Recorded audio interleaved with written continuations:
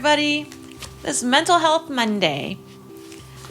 My name is Corinita, and I'm from the band Illexotic, but I also am into mental health advocacy. So I decided to start Mental Health Monday so I could give tips and try to talk about things that have helped me and hopefully help other people in the process.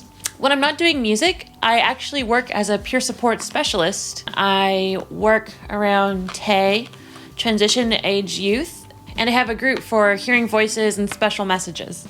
So that's what I like to do a lot of mental health work around is special messages, hearing voices, TAY, and using arts and music to help with mental health.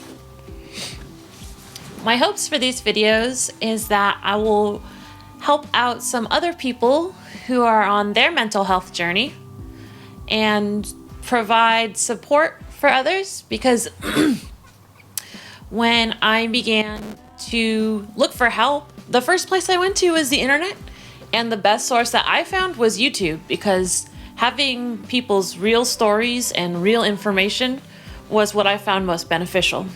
So hopefully you'll find these videos beneficial.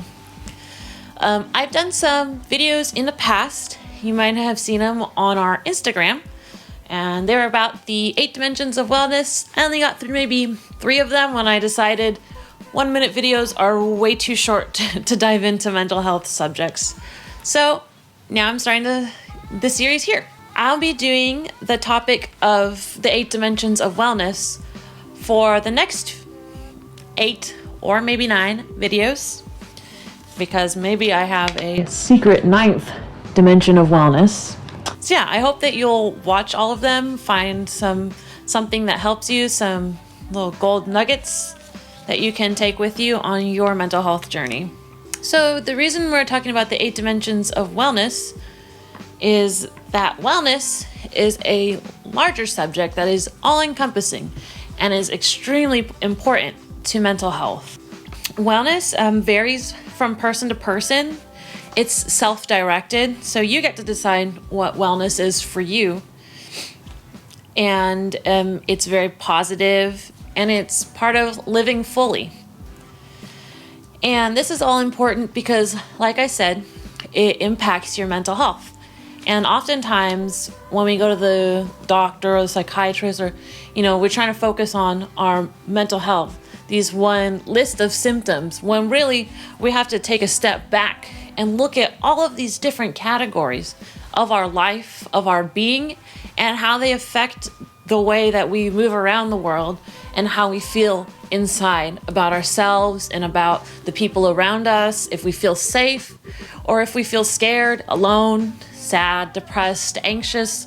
All of these things can be impacted by your wellness. So, the 8 dimensions of wellness include emotional wellness, spiritual wellness, intellectual wellness, physical wellness, environmental wellness, financial wellness, social wellness, and occupational wellness. And I might throw in a super secret 9th dimension. So, are you just pulling this info out of your ass? No. Actually, this info has been put together by the Substance Abuse and Mental Health Services Administration, also known as SAMHSA. They have also worked with experts to come up with the core competencies for peer workers and a lot of other things having to do with mental health and substance use. I'll leave a link to their website in the description, and you can check it out for yourself and see how you feel about the source. I know for me, I get skeptical about things that the government are putting out, or, anyone on the internet, because anyone can say anything on the internet. But you can decide for yourself. I'll make sure to let you see the sources. I think that this information is really useful for people to take it and make their own decisions on what can and can't help their mental health and overall wellness. Because I see a lot of posts online, because I'm in a lot of mental health communities online, And, people say, oh, I'm so sick of hearing someone say, oh, do yoga, it'll help. Or, oh, go vegan, it'll help. Or, oh, meditate, it'll help. And maybe meditation, veganism, and yoga hasn't helped you, but obviously it's helped somebody else.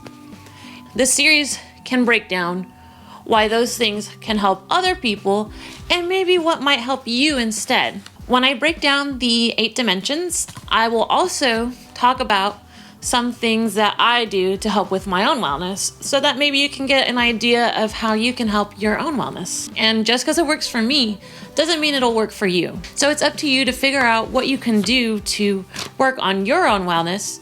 But keep in mind that wellness is self-directed, which means you get to choose what helps and what doesn't help. Or rather, you decide what helps and what doesn't help.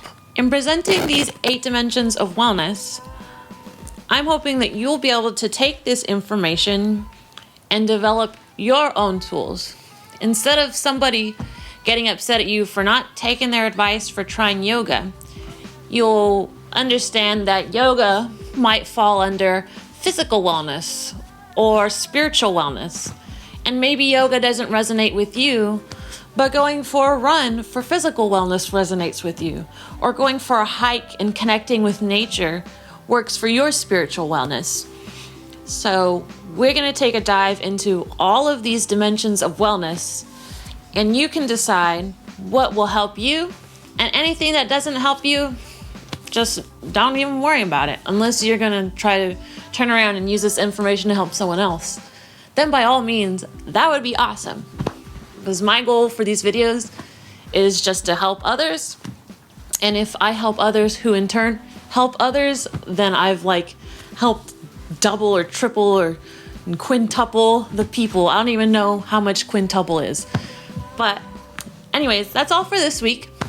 8 dimensions of wellness. Why don't you go in the comments, tell me what your idea of wellness is. Like, comment, subscribe, whatever you want. I hope to see you, and I hope you see me, and I'll see you next week.